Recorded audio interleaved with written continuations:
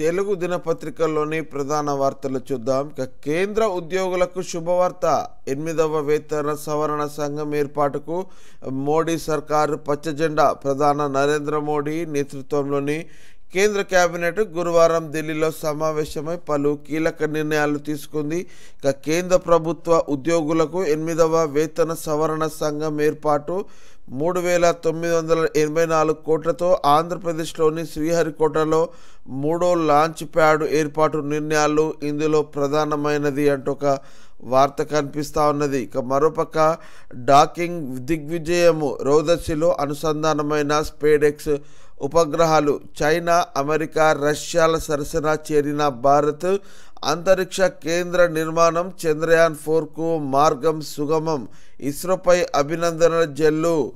వీణుల వీధిలో భారత సరికొత్త చరిత్ర లిఖించింది. రోదసి పరిశోధనలో మరో అధ్యయనానికి శ్రీకారం చుట్టింది. భవిష్యత్తులో చేపట్టబోయే భారీ అంతరిక్ష యాత్రలకు అవసరమైన ఒక కీలక పరిజ్ఞానాన్ని ఒడిసిపట్టింది. అగ్రదేశాలకు ధీటుగా ప్రతిష్టాత్మక ప్రాజెక్టులు చేపట్టడానికి రంగం సిద్ధం చేసుకుంది. భూకక్షలో 2 ఉపగ్రహాల అనుసంధాన ప్రక్రియ కోసం భారత్ అంతరిక్ష పరిశోధన సంస్థ చేపట్టిన స్పేడెక్స్ మిషన్ అద్భుత విజయాన్ని సాధించింది అంటూ ఒక వార్త కనిపిస్తూ ఉంది. డాకింగ్ సమయంలో 2 ఉపగ్రహాల కెమెరాలు తీసిన చిత్రాలను ఇక్కడ పిక్చర్లో మనము చూడవచ్చు. మరో ప్రధాన వార్త చూసినట్లయితే తొలుత వాటాలపైనే తర్వాతే ప్రాజెక్టుల వారి కేటాయింపులపై వాదనలు వింటాం. కృష్ణా జలాల వివాదంపై బ్రిజేష్ కుమార్ ట్రిబ్యునల్ కీలక నిర్ణయం. ఫిబ్రవరి 19 నుండి వాదనలు అంటూ ఒక వార్త చూడవచ్చు. ఇక్కడ ట్రిబ్యునల్ ఎదుట వాదనలకు హాజరైన మంత్రి ఉత్తమ్ కుమార్ రెడ్డితో ESC Vijayabhaskar Reddy, AG Sudarshan Reddy, senior న్యాయవాది వైద్యనాథ్, సలహాదారుడు ఆదిత్యనాథ్ దాస్ తదితరులను ఇక్కడ పిక్చర్లో మనము చూడొచ్చు. వివరాల్లోకి వెళ్తే కృష్ణా జలాల వివాదంపై బ్రిజేష్ కుమార్ ట్రిబ్యునల్ కీలక నిర్ణయం తీసుకుంది. కేంద్రం 2023లో అంతర్రాష్ట్ర జల వివాద చట్టంలోని సెక్షన్ 3 ప్రకారం జారీ చేసిన తదుపరి టర్మ్ ఆఫ్ రిఫరెన్స్లపై మొదట 2 రాష్ట్రాల వాదనలు వినాలని నిర్ణయించింది. ఇది పూర్తయిన తర్వాత ఆంధ్రప్రదేశ్ పునర్విభజన చట్టంలోని సెక్షన్ 89 ప్రకారం తుది వాదనలు వింటామని పేర్కొంది. తదుపరి టీఓఆర్పై ఫిబ్రవరి 19 నుండి 26 వరకు వాదనలు జరుగుతాయి. ఈ మేరకు బ్రిజేష్ కుమార్ ట్రిబ్యునల్ గురువారం ఆదేశాలు జారీ చేసింది. దీని ప్రకారం మొదట బచావత్ ట్రిబ్యునల్ ఉమ్మడి ఆంధ్రప్రదేశ్కు కేటాయించిన నీటిలో ఎవరి వాటా ఎంత అన్న దానిపై వాదనలు వింటారు అంటూ ఒక వార్త కనిపిస్తూ ఉంది. ఇది తెలంగాణ విజయము. సెక్షన్ 3పై వాదనలకు ట్రిబ్యునల్ అంగీకారంపై మంత్రి ఉత్తమ్ వ్యాఖ్య. కృష్ణా జిల్లాలో రాష్ట్రానికి న్యాయమైన వాటా దక్కే అవకాశం ఉందని వెల్లడించినట్లు ఒక వార్త చూడొచ్చు. మరొక వార్త చూసినట్లయితే 6 నెలైన హామీల అమలు. తెలంగాణలో ఏడాదిలోనే 55,000 ప్రభుత్వ ఉద్యోగాలు ఇచ్చాము, 21,000 కోట్ల రుణమాఫీ చేశామంటూ ముఖ్యమంత్రి రేవంత్ రెడ్డి ఢిల్లీ ఎన్నికల్లో కాంగ్రెస్ తరఫున 2 వాగ్దానాల ప్రకటన, వాటికి తాము గ్యారంటీ అని వెల్లడించినట్లు ఒక వార్త చూడొచ్చు. ఇక్కడ పిక్చర్లో ఢిల్లీ అసెంబ్లీ ఎన్నికల్లో కాంగ్రెస్ పార్టీ తరఫున వాగ్దాన పత్రాన్ని విడుదల చేస్తున్న సీఎం రేవంత్ రెడ్డి. చిత్రంలో నల్గొండ ఎంపీ రఘువీర్, ఢిల్లీ కాంగ్రెస్ ఇన్ఛార్జ్ కాజీ నిజాముద్దీన్, డిపిసిసి అధ్యక్షుడు దేవేంద్ర యాదవ్, మంత్రి పొంగులేటి శ్రీనివాస్ రెడ్డి తదితరులను ఇక్కడ పిక్చర్లో మనము చూడవచ్చు. వివరాల్లోకి వెళ్తే కాంగ్రెస్ హామీ ఇస్తే 6 నెలలైనా అమలు చేసి తీరుతుందని ముఖ్యమంత్రి రేవంత్ రెడ్డి పేర్కొన్నారు. కాంగ్రెస్ హామీ ఇచ్చిందంటే అది సువర్ణ రేఖతో సమానమన్నారు. వచ్చే నెలలో జరగనున్న ఢిల్లీ అసెంబ్లీ ఎన్నికలను దృష్టిలో ఉంచుకొని పార్టీ తరఫున 2 హామీలను ఆయన గురువారం ఇక్కడ ఢిల్లీ ప్రదేశ్ కాంగ్రెస్ కమిటీ కార్యాలయంలో ప్రకటించారు. తాము అధికారంలోకి వస్తే 500కే సిలిండర్తో పాటు రేషన్ కిట్, నెలకు 300 యూనిట్ల వరకు ఉచిత విద్యుత్ ఇస్తామన్న వాగ్దాన పత్రాన్ని ఆయన విడుదల చేశారు. గతంలో ప్రకటించిన వాటితో కలిపి కాంగ్రెస్ హామీలు 5కు చేరాయని, తమను గెలిపిస్తే అన్నీ ఖచ్చితంగా అమలు చేస్తామని, ఇందుకు తాను కూడా వ్యక్తిగత బాధ్యత తీసుకుంటానని, తెలంగాణ అసెంబ్లీ ఎన్నికల సందర్భంగా ఇచ్చిన ప్రతి హామీని నెరవేర్చేందుకు ప్రయత్నిస్తున్నామంటూ ఒక వార్త కూడా కనిపిస్తూ ఉంది. ఇదిలా ఉంటే అటవీ శాఖ అనుమతులు ఇప్పించండి, రాష్ట్రంలో 199 ప్రాజెక్టులు నిలిచిపోయాయి. కేంద్ర మంత్రి భూపేంద్ర యాదవ్కు సీఎం రేవంత్ రెడ్డి వినతి. ఉక్కు, భారీ పరిశ్రమల శాఖ మంత్రి కుమారస్వామితోనూ భేటీ జరిగినట్టు ఒక వార్త చూడొచ్చు. ఈడీ విచారణకు సంబంధించిన వార్తను చూసినట్లయితే అక్రమాలకు తావు లేదు, దురుద్దేశం కూడా లేదు, ఫార్ములా ఈ ఆపరేషన్స్కు డబ్బు చెల్లించాలని నిబంధనల మేరకే నడుచుకోవాల్సింది అధికారులే. ఈడీ విచారణలో స్పష్టం చేసిన కేటీఆర్, తాను ఆదేశాలు ఇచ్చినప్పటికీ నియమ నిబంధనల ప్రకారం నడుచుకోవాల్సిన బాధ్యత అధికారులదేనని మాజీ మంత్రి కేటీఆర్ ఈడీ అధికారులకు చెప్పినట్లు తెలుస్తుంది. ఇక ఫార్ములా ఈ ఆపరేషన్స్కు డబ్బు చెల్లించాలని చెప్పింది తానేనని ఒప్పుకున్న ఆయన, మిగతా వ్యవహారం పర్యవేక్షించాల్సిన సంబంధిత అధికారులేనని స్పష్టం చేసినట్లు సమాచారం. ఇక విదేశీ సంస్థకు నిధులు చెల్లింపు విషయంలో ఆర్బీఐ అనుమతి తీసుకోకపోవడం సమన్వయ లోపం వల్ల జరిగిందే తప్ప ఇందులో ఎలాంటి దురుద్దేశం లేదని చెప్పినట్లు తెలియవచ్చింది. ఇక ఫార్ములా ఈ కేసు దర్యాప్తులో భాగంగా ఎన్ఫోర్స్మెంట్ డైరెక్టర్ అధికారులు గురువారం మాజీ మంత్రి కేటీఆర్ను నిధులు మళ్లింపుల పెమా ఉల్లంఘన అంశాలపై ప్రశ్నించినట్లు ఒక వార్త చూడొచ్చు. ఇక మరొక హెడ్లైన్ చూసినట్లయితే సైఫ్ అలీ ఖాన్కు కత్తిపోట్లు, ఇంట్లోకి చొరబడి పొడిచిన దుండగుడు తీవ్ర గాయాలు, ఆసుపత్రికి శస్త్రచికిత్స, ప్రాణాపాయం లేదన్న వైద్యులు అంటూ ఒక వార్త చూడవచ్చు. ఇక మరో హెడ్లైన్ చూస్తే ఎమ్మెల్యేల అనర్హతపై సుప్రీంకోర్టును ఆశ్రయించిన భరాసా అంటూ ఒక వార్త కనిపిస్తూ ఉన్నది. అలాగే 53 లక్షల టన్నుల ధాన్యం సేకరణ అంటూ మరొక హెడ్లైన్ ఇక్కడ మనము చూడొచ్చు. మరొక బ్రేకింగ్ న్యూస్ చూసినట్లయితే దక్షిణ బస్తర్ దద్దరిల్లింది, ఎన్కౌంటర్లో 17 మంది మావోయిస్టుల మృతి. ఛత్తీస్గఢ్లో అడవులను చుట్టుముట్టిన 1500 మంది జవాన్లు. ఛత్తీస్గఢ్ రాష్ట్రంలోని దక్షిణ బస్తర్ తుపాకుల మోతలతో దద్దరిల్లింది. బీజాపూర్ జిల్లా ఊసూర్ పోలీస్ స్టేషన్ పరిధిలోని పూజారి, కాంకేర్, మరేడుభాకా అడవుల్లో మావోయిస్టులకు భద్రతా బలగాలకు మధ్య గురువారం భీకర ఎదురు కాల్పులు జరిగాయి. ఈ ఘటనలో 17 మంది మావోయిస్టులు మృతి చెందినట్లు సమాచారం.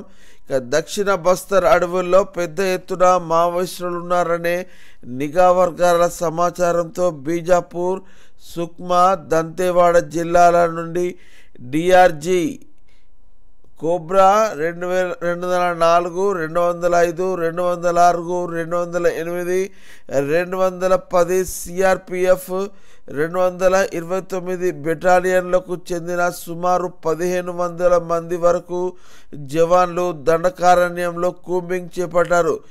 ఈ క్రమంలో ఇరు వర్గాల మధ్య ఉదయం నుంచి సాయంత్రం వరకు భారీ ఎదురుకాల్పులు జరగగా 17 మంది మావోయిస్టులు మృతి చెందినట్లు తెలుస్తుంది అంటూ ఒక వార్త కనిపిస్తూ ఉంది.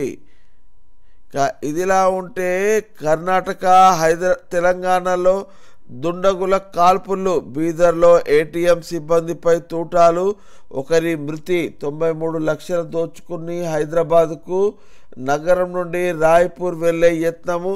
ట్రావెల్ సిబ్బందిపై దాడి, ఒకరి పరిస్థితి విషమం అంటూ మరో వార్తను ఇక్కడ చూడవచ్చు. నమస్తే తెలంగాణ దినపత్రికలోని ప్రధాన వార్తలు చూసినట్లయితే హైదరాబాద్ రియాలిటీ డమాల్, 36% సేల్స్ డౌన్ అని తేల్చిన ప్రాప్ టైగర్, కుప్పకూలుతున్న రియల్ ఆశల సౌదాలు, నిజాలు వెల్లడిస్తున్న పలు అధ్యయనాలు, ప్రభుత్వ విధానాలతోనే అగమ్య గోచరం అంటూ ఒక హెడ్లైన్ ఇక్కడ మనకు కనిపిస్తూ ఉంది. నేటి ప్రధాన వార్త చూసినట్లయితే లై డిటెక్టర్ పరీక్షకు సిద్ధమా, జడ్జిల సమక్షంలోనే కూర్చుందాం, మీడియా ముందే చర్చ పెడదాం. డేట్, ప్లేస్, టైం నువ్వే చెప్పు. నీ జూబ్లీ హిల్స్ ప్యాలెస్లోనో జడ్జిల ముందా తేల్చుకో. సీఎం రేవంత్కు కేటీఆర్ సూటి సవాల్. తప్పు అని తేలితే ఏ శిక్షకైనా సిద్ధమని వెల్లడి. ఎన్నిసార్లైనా విచారణకు వస్తానని స్పష్టీకరణ. న్యాయ వ్యవస్థపై నమ్మకం ఉందని వ్యాఖ్య. 8 గంటల పాటు ఈడీ విచారణ. సహకరించిన BRS working president. Formula car race పత్రాల సమర్పణ.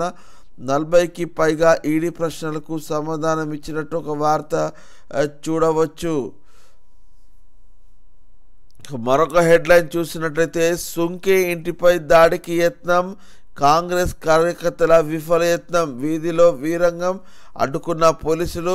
బురుగుపల్లిలో ఘటన. మాజీ ఎమ్మెల్యే ఇంటిపై దాడి దుర్మార్గమన్న కేటీఆర్. గువ్వలపై కేసు నమోదు. ఆలయంలోకి వెళ్లకుండా అడ్డుకున్న పోలీసులు. బ్రహ్మరాంబ 100 ప్రభోత్సవం ఊరేగింపులో ఈ ఘటన జరిగినట్టు మరొక వార్త చూడొచ్చు. నమస్తే తెలంగాణలోని మరో ప్రధాన వార్త చూసినట్లయితే ఫిరాయింపుదారులపై అనర్హతకు ఆదేశించండి. ఆ శాసనసభ్యులపై చర్యలకు స్పీకర్ నిరాసక్తి. ఫిర్యాదు చేసే 9 నెలలవుతున్న స్పందన కరువు. హైకోర్టు చెప్పి 6 నెలలైనా నోటీసులే ఇవ్వలేదు. సుప్రీంకోర్టును ఆశ్రయించిన బీఆర్ఎస్ పార్టీ ఫిరాయింపు ఎమ్మెల్యేలపై అనర్హత వేటు వేయాలని పోరాడుతున్న బీఆర్ఎస్ పార్టీ ఇప్పుడు సుప్రీంకోర్టును ఆశ్రయించింది. ఈ మేరకు గురువారం సుప్రీంకోర్టులో స్పెషల్ లీవ్ పిటిషన్ను దాఖలు చేసింది. గతంలో కేశం మెగాచంద్ర కేసులో సుప్రీంకోర్టు ఇచ్చిన తీర్పును ఈ సందర్భంగా తన పిటిషన్లో బీఆర్ఎస్ ఉదహరించింది. ఈ కేసు తీర్పు సందర్భంగా ఇలాంటి కేసుల్లో స్పీకరు 3 నెలల్లోగా అనర్హత పిటిషన్ నిర్ణయం తీసుకోవాల్సి ఉంటుందని సుప్రీంకోర్టు పేర్కొన్నది. ఈ తీర్పునకు అనుగుణంగా తెలంగాణ స్పీకర్ నిర్ణయం తీసుకోవడం లేదని బీఆర్ఎస్ పేర్కొన్నది. ఇక ఫిరాయింపుల అంశంపై 4 వారాల్లోగా స్పీకర్ నిర్ణయం తీసుకునేలా చొరవ చూపాలని సుప్రీంకోర్టును బీఆర్ఎస్ కోరింది అంటూ ఒక వార్త చూడొచ్చు. ఇక మరొక హెడ్లైన్ చూస్తే వాటా తేలుస్తాం. కృష్ణానది కేటాయింపులపై విచారణ జరుపుతాం. ముందుగా సెక్షన్ 3 పైనే వాదనలు వింటాం. తేల్చి చెప్పిన బ్రిజేష్ కుమార్ ట్రిబ్యునల్. వచ్చే నెల 19 నుంచి 21 వరకు విచారణ. ప్రాజెక్టుల వారి కేటాయింపులను తేల్చాలన్న ఏపీ వాదనలను కొట్టిపారేసిన ట్రిబ్యునల్ వాటాలు తేల్చడమే ప్రధానమని స్పష్టీకరణ. ఫలించిన బీఆర్ఎస్ 10 ఏళ్ల పోరాటం అంటూ ఒక వార్త చూడవచ్చు. ఇక మరోపక్క రోజుకు 4 టీఎంసీల గోదావరి నుంచి తరలించే కుతంత్రము. బనకచెర్ల వెనుక ఆంధ్రప్రదేశ్ భారీ స్కెచ్. పోలవరం కుడి ఎడమ కాలువల ద్వారా గోదావరి జలాలను తరలించే పన్నాగము. టీఎస్సీ నిబంధనలకు విరుద్ధంగా ప్రాజెక్టు నిర్మాణము. అంతకంతకు కాలువల సామర్థ్యం పెంపు. 3 అధిక సామర్థ్యంతో పనులు. వాటిపై ఎక్కడ పడితే అక్కడ అదనపు లిఫ్టులు. పక్కా స్కెచ్తోనే పెన్నాకు గోదావరి వల్లింపు అంటూ ఒక వార్త కనిపిస్తూ ఉంది. మరొక ప్రధాన వార్త చూసినట్లయితే పగలు కాంగ్రెస్, రాత్రి బీజేపీ. 2 పార్టీలతో ముఖ్యమంత్రి రేవంత్ బంధం. మహారాష్ట్ర తరహాలోనే ఢిల్లీలోనూ అబద్ధాలు. నాడు తెలంగాణ బలిదేవత అన్న రేవంత్ రెడ్డి నేడు అదే నోటితో సోనియా గాంధీపై ప్రశంసలు. రాహుల్ అపాయింట్మెంట్ కోసమే ఇదంతా. ఈడీని ప్రభావితం చేసేలా కాంగ్రెస్ నేతల వ్యాఖ్యలు. కేటీఆర్ టార్గెట్గా కాంగ్రెస్ బీజేపీ నేతల మాటలు. న్యాయ వ్యవస్థపై మాకు పూర్తి నమ్మకం ఉన్నది. బీఆర్ఎస్ నేత మాజీ మంత్రి వేముల ప్రశాంత్ రెడ్డి వ్యాఖ్యానించినట్టు ఒక వార్త చూడొచ్చు. ఇక మరిన్ని హెడ్లైన్స్ చూసినట్లయితే ఇంజనీరింగ్ విద్యార్థినిపై లైంగిక దాడి. ప్రైవేటు వసతి గృహంలో దారుణము. ఒంటరిగా ఉన్న యువతిని చెరబట్టిన రియల్ ఎస్టేట్ వ్యాపారి. కారు డ్రైవరు హాస్టల్ పై అంతస్తులో దావతు చేసుకొని మధ్యలో అఘాయిత్యం. ఇబ్రాహీంపట్నం మండలంలో ఈ ఘటన జరిగినట్లు ఒక వార్త చూడొచ్చు. ఇక హైదరాబాద్లో కాల్పుల కలకలం. బీఆర్లో ఏటీఎం లూటీ చేసిన దొంగల ముఠా. డబ్బు పెడుతుండగా ఇద్దరు సెక్యూరిటీ గార్డుల కాల్చివేత, 93 లక్షల నగదుతో హైదరాబాద్కు పరారీ, రాయచూర్కు బస్సులో వెళ్లేందుకు యత్నము, నగదు గుర్తించిన డ్రైవర్పై దుండగుల కాల్పులు, తప్పించుకునే క్రమంలో అఫ్జల్గంజ్లో హైడ్రామా, ఒకరిని వెంటాడి పట్టుకున్న పోలీసులు అంటూ ఒక వార్త కనిపిస్తూ ఉంది. 12 మంది నక్సల్స్ ఎన్కౌంటర్, ఛత్తీస్గఢ్లోని బీజాపూర్లో ఎదురు కాల్పులు, మృతుల సంఖ్య మరింత పెరిగే అవకాశము, అడవిని చుట్టుముట్టిన 1500 మంది జవాన్లు అంటూ ఒక ప్రధాన వార్త కనిపిస్తూ ఉన్నది. ఇక RRR సౌత్పై గందరగోళము, రాష్ట్ర ప్రభుత్వ వైఖరిపై NHAI విస్మయం, వికసిత్ భారత్లో చేపడతామని చెప్పిన కేంద్రము అయినా DPR పేరుతో రాష్ట్ర సర్కారు హడావిడి చేసిందంటూ ఒక వార్త చూడవచ్చు. మరిన్ని హెడ్లైన్స్ చూసినట్లయితే 8వ వేతన సంఘానికి పచ్చ జెండా, ఉద్యోగులకు కేంద్ర ప్రభుత్వ శుభవార్త, శ్రీహరికోటలో 3 లాంచ్ ప్యాడ్ నిర్మాణానికి క్యాబినెట్ ఆమోద ముద్ర అంటూ ఒక హెడ్లైన్ కనిపిస్తూ ఉంది. ఇక OMR పద్ధతిలో నీట్ UG ఒకే రోజు ఒకే షిఫ్ట్లో పరీక్ష, నేషనల్ టెస్టింగ్ ఏజెన్సీ వెల్లడి, విద్యార్థులపై ఒత్తిడి తగ్గే అవకాశం అంటూ ఒక వార్త కనిపిస్తూ ఉంది. అలాగే సైఫ్ అలీ ఖాన్కు కత్తిపోట్లు, ముంబైలోని ఇంట్లోకి చొరబడి దాడి చేసిన దుండగుడు ప్రాణాపాయం లేదని వెల్లడించిన వైద్యులు అంటూ ఒక వార్త చూడొచ్చు. ఇక అప్పుల బాధతో యువ రైతు ఆత్మహత్య, మెదక్ జిల్లా కౌడిపల్లిలో విషాదము. ఇక ఇవి ఈనాటి నమస్తే తెలంగాణలోని ప్రధాన వార్తలు.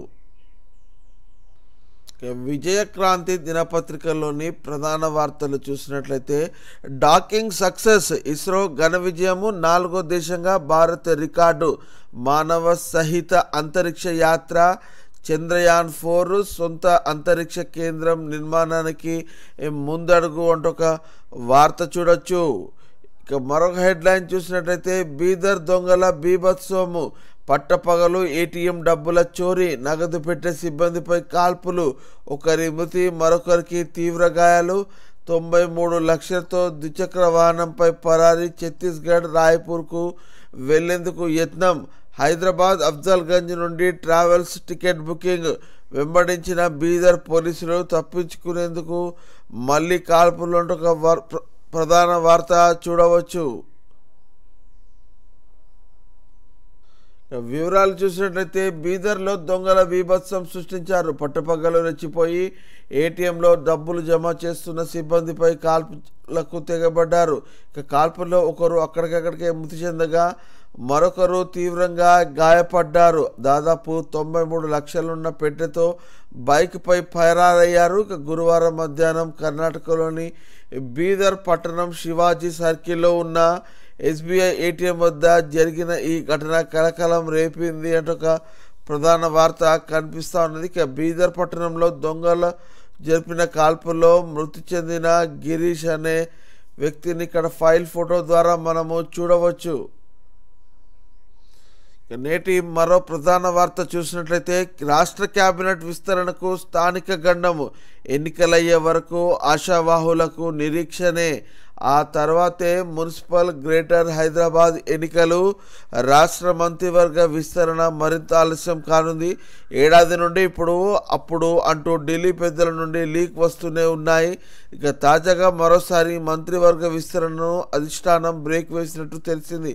ఇక ఖాళీగా ఉన్న అభ్యర్థుల భర్తీతో పాటు కేబినెట్లో మార్పులు చేర్పులు ఉంటాయని పార్టీ వర్గాల్లో గత కొంతకాలంగా జోరుగా ప్రచారం జరుగుతున్న కార్యాచరణ దాల్చడం లేదు. దీంతో అమాత్య పదవిని కోసం కళ్ళు కాయలా కాసేలా ఎదురు చూస్తున్న ఆశావాహులకు నిరాశ పడటం లేదు.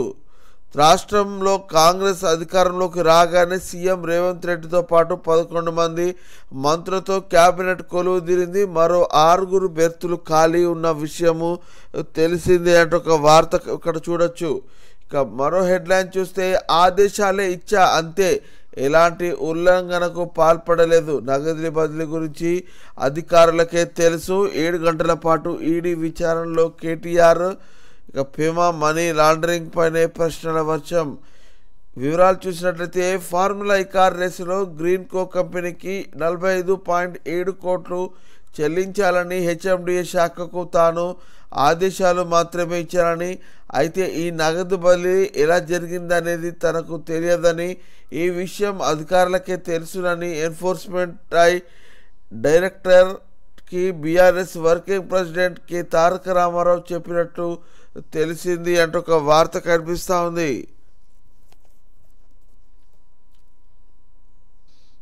ఇదిలా ఉంటే బీజేపీ కాంగ్రెస్ కార్యాలయాల వద్ద హైటెన్షన్, ఎన్ఎస్యుఐ హెచ్చరికలతో మోహరించిన పోలీసులు, ఈడీ ఆఫీస్ వద్ద బీఆర్ఎస్ నాయకుల అరెస్టు. ఇక విచారణకు ఎప్పుడు పిలిచినా వస్తా, రేవంత్ లైట్ డిటెక్టర్ పరీక్షకు ఓకేనా, ఇది సంక్రాంతి ఆఫర్, అవినీతి జరగని కేసులో పైసలు వృధా అంటున్న కేసీఆర్ అంటూ ఒక వార్త చూడొచ్చు. ఇక మరొక ప్రధాన హెడ్లైన్ చూసినట్లయితే బీజాపూర్ అడవుల్లో భారీ ఎన్కౌంటర్, 12 మంది మావోయిస్టులు మృతి, భారీ ముందడుగుగా మందుగుండు సామాగ్రి స్వాధీనం అంటూ ఒక వార్త కనిపిస్తూ ఉన్నది. ఇక మరొక హెడ్లైన్ చూస్తే హిండన్బర్గ్ మూసివేత, ఈ వార్తతో ఒక్కసారి అదాని షేర్లు జంపు, అదాని గ్రూప్ అవకతవకలపై ఇటీవలే హిండన్బర్గ్ వరుస కథనాలతో ప్రకంపనలు లేపినట్టు ఒక వార్త చూడొచ్చు. మరోపక్క కేంద్ర ప్రభుత్వ ఉద్యోగులకు శుభవార్త, 8వ పే కమిషన్ ఏర్పాటుకు కేంద్ర కేబినెట్ ఓకే, షార్లో 3వ లాంచ్ ప్యాడ్ నిర్మాణానికి ఆమోదము, 3,985 కోట్లు కేటాయింపు వెల్లడించిన కేంద్ర మంత్రి అశ్విని వైష్ణవ్ అంటూ ఒక వార్త మనకి ఇక్కడ కనిపిస్తూ ఉంది.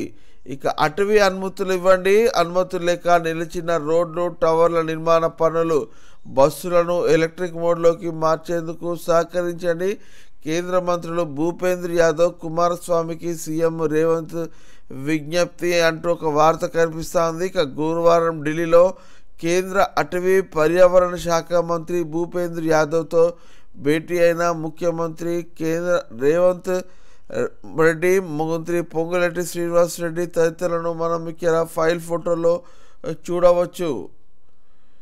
వాదనలు వింటాం, కృష్ణ జలాల వివాదంలో బ్రిజేష్ కుమార్ ట్రిబ్యునల్ కీలక నిర్ణయము, అదనపు టర్మ్ ఆఫ్ రిఫరెన్స్ పై మొదట విచారణ, ట్రిబ్యునల్ నిర్ణయం స్వాగతిస్తున్నాము, రాష్ట్ర వాటా రాష్ట్రానికి దగ్గుతుందని విశ్వాసం అంటున్న మంత్రి ఉత్తమ్.